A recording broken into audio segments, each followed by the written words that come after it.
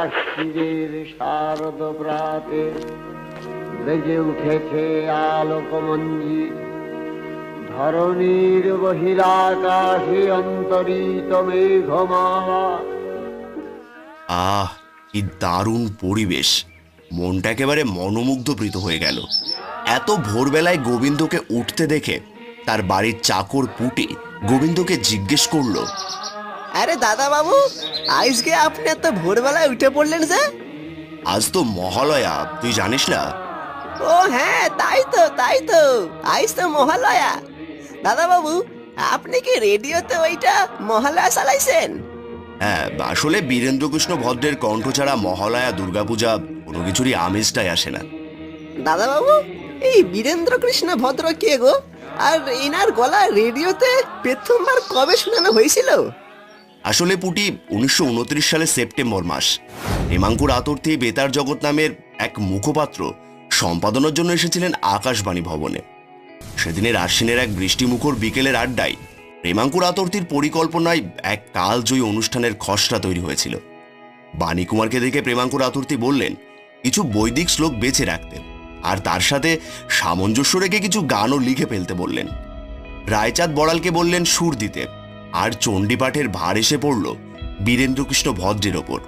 গতানুগতিক অনুষ্ঠানের একঘেয়েমি ছেড়ে মহালয়ের ভোরে চণ্ডীর সুরে রেডিও তার অভিনবত্ব খুঁজে পেল, আর বেতার জগতে এক ক্লাসিকের জন্ম হলো।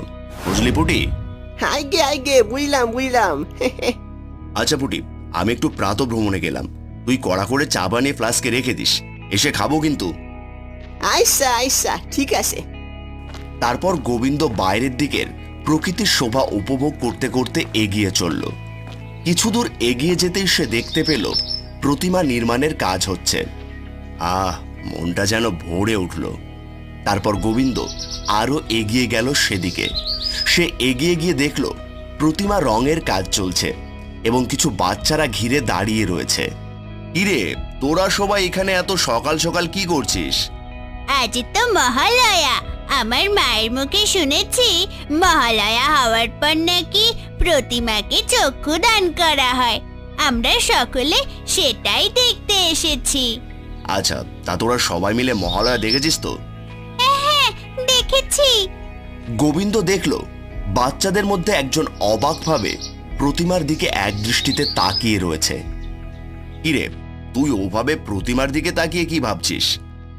বাচ্চাটি গালে হাত দিয়ে ভাবতে ভাবতে বলল, আমি একটা জিনিস কিছুতেই বুঝতে পারছি না। কি জিনিস শুনি? আচ্ছা গোবিন্দ কাকু, এই যে দুর্গা ঠাকুরের বাহন সিংহ, গণেশের বাহন ইঁদুর, কার্তিকের ময়ূর, লক্ষ্মীর পেঁচা, সরস্বতী ঠাকুরের বাহন হাঁস, এরা সবাই কোথা থেকে কিভাবে এলো? সে তো এক কাহিনী রে পল্টু।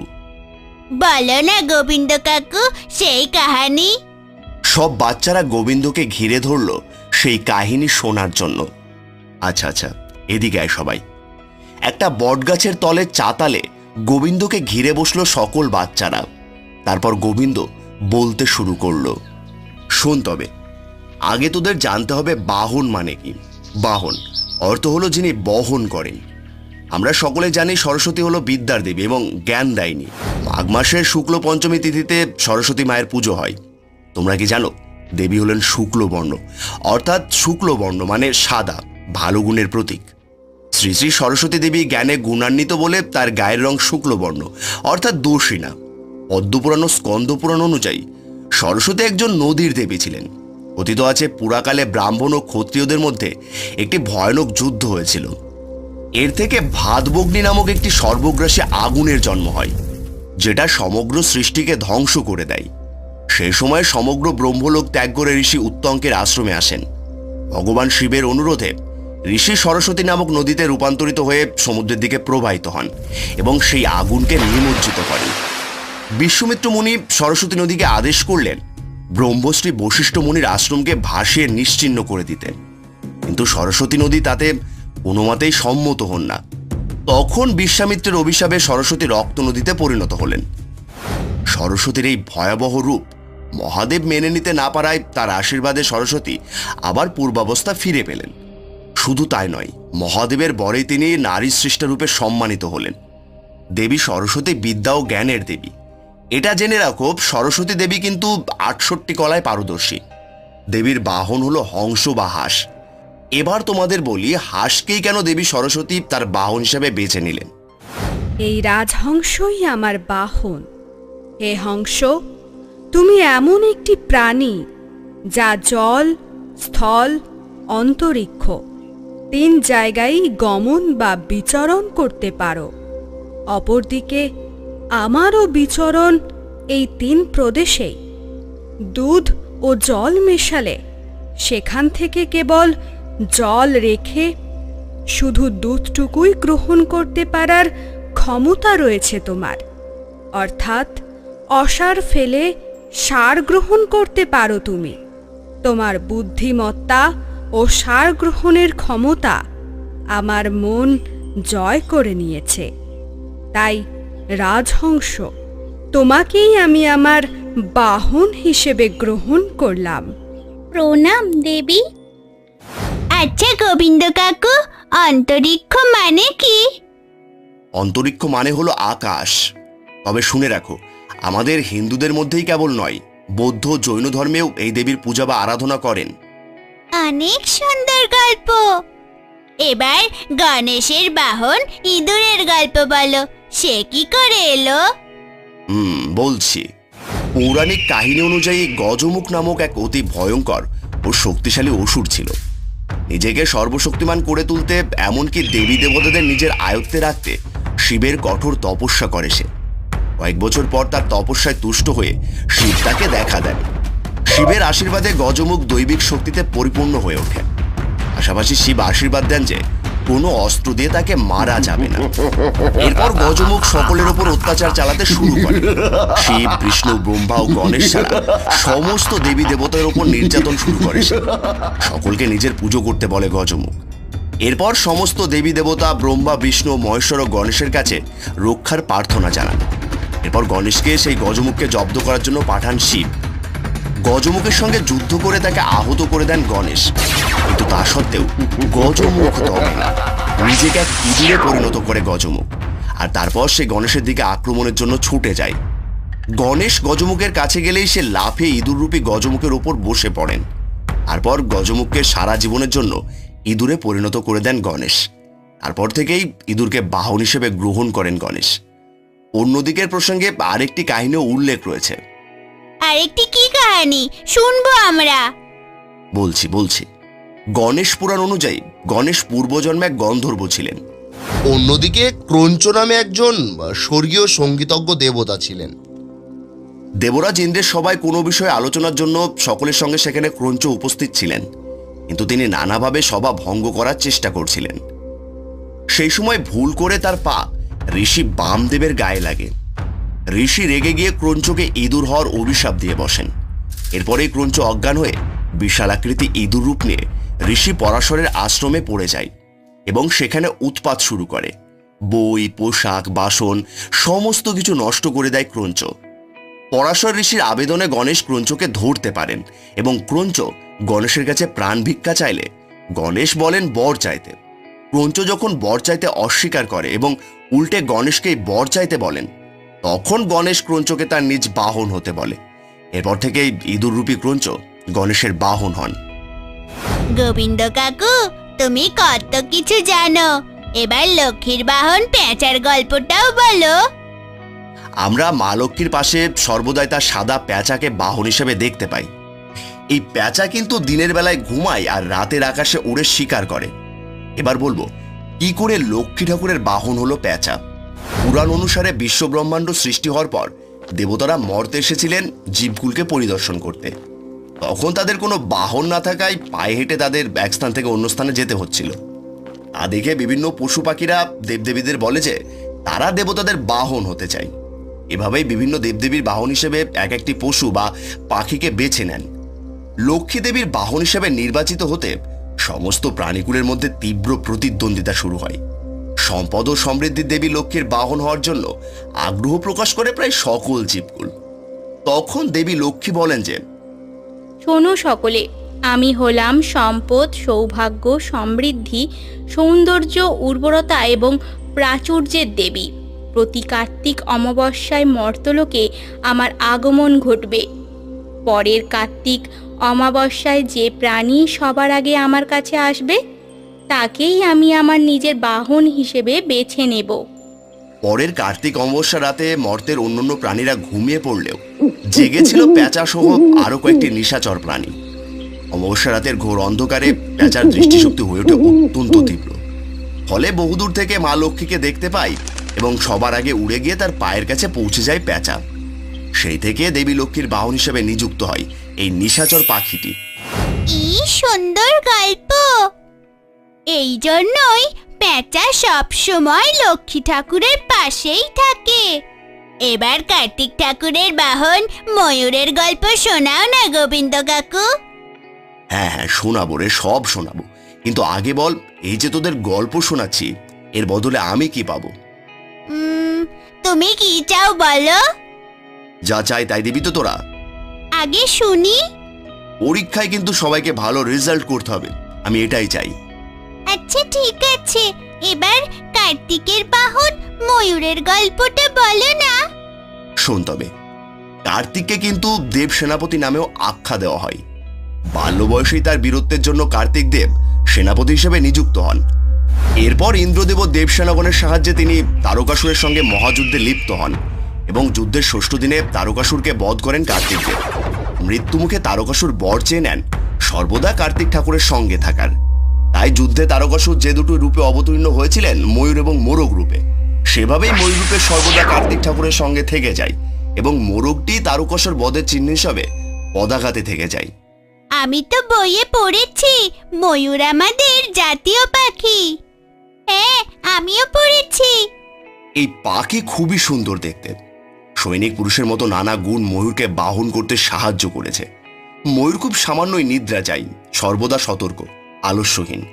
ময়ূরের স্বজনপ্রীতি লক্ষণীয়। সৈনিক পুরুষ ময়ূরের মতোই অনলস, কর্মকুশল এবং লোকপ্রিয় হবেন তা বলাই বাহুল্য। তাছাড়া ময়ূর মেঘ দেখলে যেমন আনন্দে পেখম তুলে নৃত্য করে, এমনি বীর ব্যক্তির শত বিপদে উৎফুল্ল থাকবেন। তাই ময়ূর কার্তিকের বাহন রূপে একদমই মানানসই। গোবিন্দ কাকু, তুমি অনেক সুন্দর গল্প বলো, আমাদের খুব ভালো লেগেছে। হ্যাঁ হ্যাঁ, খুব ভালো লেগেছে, খুব ভালো লেগেছে। আচ্ছা আচ্ছা, বেশ। এবার তোদের শোনাবো দেবী দুর্গা অর্থাৎ দশভুজার বাহন কি করে এলো সেই কাহিনী। হ্যাঁ হ্যাঁ, শোনাও শোনাও। দেবী দুর্গার নানান রূপের মধ্যে একটি হলো পার্বতী। পুরাণ মতে আদি দেবতা শিবকে স্বামী হিসেবে পাওয়ার জন্য হাজার হাজার বছর ধরে কঠিন তপস্যা করেছিলেন দেবী পার্বতী। তপস্যার কারণে দেবীর অন্ধকারে একসময় মিশে গিয়েছিলেন। তপস্যায় তুষ্ট হয়ে মহাদেব পার্বতীকে বিবাহ করতে রাজিও হয়ে যান। তবে বিবাহর একদিন পর পার্বতীকে কালী বলে সম্বোধন করায় অপমানিত হয়ে কৈলাস ত্যাগ করে ফের তপস্যায় মগ্ন হয়ে যান দেবী পার্বতী। তপস্যারত দেবীকে একা দেখতে পেয়ে শিকার করার ইচ্ছায় এক ক্ষুধার্ত সিংহ ধীরে ধীরে তার দিকে এগিয়ে আসতে থাকে। কিন্তু দেবী এমন কঠিন তপস্যায় মগ্ন ছিলেন যে দেবীর সামনে সেই ক্ষুধার্ত সিংহ চুপ করে বসে পড়েন এবং বসে বসে সিংহ ভাবে কখন তপস্যা ভেঙে দেবী উঠবেন আর কখন দেবীকে হত্যা করে সে তার ক্ষুধা মেটাবেন। এর মধ্যে বহু বছর কেটে যায়। পার্বতীও ধ্যানরত অবস্থায় থাকেন আর সিংহ তার নিজের জায়গা থেকে এক বিন্দু নড়ে না। এদিকে দেবী পার্বতীর তপস্যা সম্পন্ন হওয়ার পর ফের মহাদেব আবির্ভূত হলে পার্বতীকে গৌরবর্ণা বলে সম্বোধন করেন। তাই দেবী দুর্গার অপর নাম গৌরী। ধ্যান সম্পন্ন হবার পরেই দেবী সেই ক্ষুধার্ত অপেক্ষাকৃত সিংহ তখনও শুয়েছিলেন দেবীর সম্মুখপানে। তখন সেই সিংহকে নিজের বাহন রূপে গ্রহণ করেন দেবী পার্বতী। কিন্তু দেবী পার্বতী তো অসুরের সাথে তখন যুদ্ধ করছিল না। আমি তো মহালয়ায় দেখেছি দুর্গা ঠাকুর যখন যুদ্ধ করছিলেন অসুরের সাথে, তখন সিংহ দৌড়ে এলো আর দুর্গা ঠাকুর সিংহের পিঠে চড়ে বসলেন। তুই ঠিকই বলেছিস। এবার শোন দেবী দুর্গার অসুর বধের কাহিনী। অন্যদিকে আবার শ্রী শ্রী চণ্ডী পুরাণ অনুসারে মহিষাসুর যখন ব্রহ্মার কাছ থেকে অমরত্ব লাভের বর পান, তখন সে গোটা স্বর্গের দেবতাদের ওপর অত্যাচার শুরু করে। তার অত্যাচারে সকল দেবতারা অত্যাচারিত হয়ে ওঠে। সকল দেবতারা গিয়ে ব্রহ্মার কাছে সেই কথা জানালে ব্রহ্মা বলেন, আমার বল্লভপুরে অসুর এখন অত্যাচার চালাচ্ছে। ওকে কোনো দেবতায় পরাজিত করতে পারবে না, কারণ আমি ওকে বর দিয়েছি। একমাত্র শক্তিশালী একজন নারী পারবে ওকে বধ করতে। তখন মহিষাসুরকে বধ করার জন্য সকল দেবতাদের তেজ রশ্মি থেকে জন্ম হয় দেবী দুর্গার। জন্মের পর অসুর বধের জন্য সব দেবতারা অস্ত্র দিয়ে সাজিয়ে তোলেন দেবী দুর্গাকে। স্বর্গের সকল দেবতারা দেবীকে অস্ত্র প্রদান করলেন। তখন গিরিরাজ হিমালয় দেবীকে দান করেন সিংহ, দেবীর বাহন হিসেবে। আর তারপর দেবী সুসজ্জিত হয়ে যুদ্ধের জন্য প্রস্তুত হলেন এবং মহিষাসুরের সঙ্গে যুদ্ধে লিপ্ত হলেন।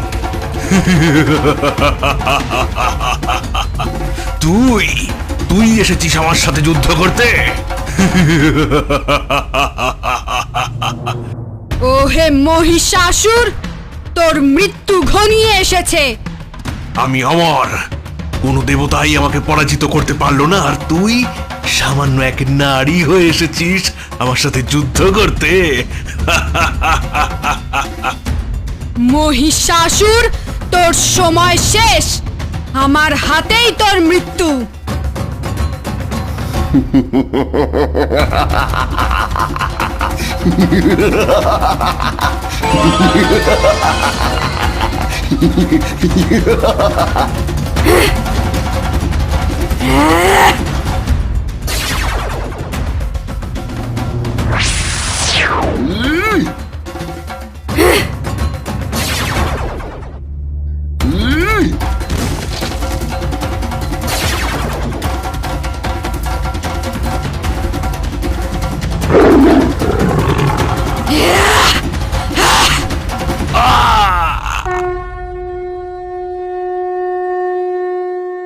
এই বলে দেবী তার ত্রিশূল দিয়ে মহিষাসুরের বুকে গেঁথে দিল এবং দেবী দুর্গার বাহন সিংহরাজও দেবীর পাশে বিরাজমান হল। এভাবেই দেবী দুর্গা মহিষাসুর বধ করেছিলেন। সকল দেবতারা আশীর্বাদ স্বরূপ দেবীকে পুষ্প প্রদান করলেন। মহিষাসুর বধের পর দেবী দুর্গাকে নাম দেওয়া হল মহিষাসুর মর্দিনী। এরপর সারা মর্ত স্বর্গকুল মহিষাসুরের অত্যাচার থেকে রক্ষা পায়। কি বুঝলি তো এবার? হ্যাঁ, বুঝেছি। গোবিন্দ কাকু, তুমি রোজ এসে আমাদের অনেক গল্প শোনাবে। হ্যাঁ, আমার তো আর কাজ নেই, সাথে তোদেরও পড়াশোনা নেই, তাই না? যাও, সকলে এখন বাড়ি ফিরে যাও আর বই নিয়ে পড়তে বসো। অনেক গল্প শোনা হয়েছে। আচ্ছা গোবিন্দ কাকু। তারপর বাচ্চারা সকলে তাদের বাড়ি ফিরে গেল এবং গোবিন্দ আপন মনে বাড়ি ফিরে এলো। বাড়ি ফিরে এসে গোবিন্দ, কই রে পুটি? এই তো এইখানে এইখানে, এই লাও তোমার চা। দে দে দে। চায়ের চুমুক দিতেই গোবিন্দ বলে উঠল, বেশ ভালোই বানিয়েছিস। দাদা বাবু, আজকে কি আপনার ছুটি? আর ছুটি কোথায়, এই বাচ্চাদের গল্প বলে এলাম। এখন বাড়ি বসে বসে কিছু ফাইল ঘাটবো আর কি। আচ্ছা আচ্ছা, আমি তবে রান্নাঘরে গেলাম। হ্যাঁ, না, আজ আর ফাইলপত্রে হাত দেব না। আজ সারাদিন পুজো আসছে, সেই আমেজেই দিন কাটাই। তারপর গোবিন্দ জানলার ধারে দাঁড়িয়ে বাইরের শরতের দৃশ্য উপভোগ করতে লাগলো।